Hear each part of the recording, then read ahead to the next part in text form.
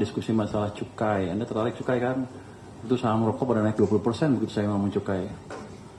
Itu kan investor bukan? Nggak tahu.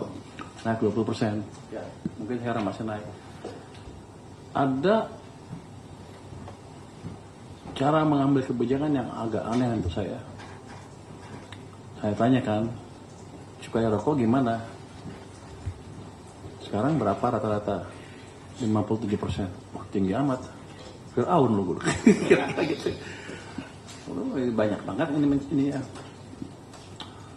Terus kalau turun gimana? Ini bukan saya turun, bukan mau turun ya, cuman diskusi.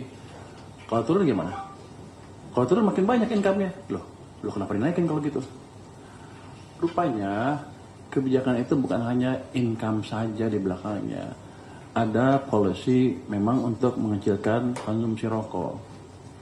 Jadi dikecil lah. Jadi otomatis industrinya kecil kan. Tenaga kerja di sana juga kecil. Oke, bagus ya bro. Ada WHO di belakangnya, ada ini. Cuman saya tanya, oke, kalau kamu desainnya untuk memperkecil industri, kan pasti udah dihitung dong berapa pengangguran yang terjadi kan. Bisa dihitung kan pasti. Makanya banyak yang dipecat kemarin kan di sana.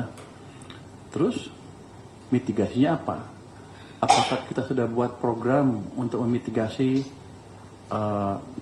tenaga kerja yang menjadi nganggur? Programnya apa dari pemerintah? Nggak ada. Loh kok enak? Kenapa buat kebijakan seperti itu? Tuh, diskusinya itu antara di sana. Download Tribun X sekarang. Menghadirkan lokal menjadi Indonesia.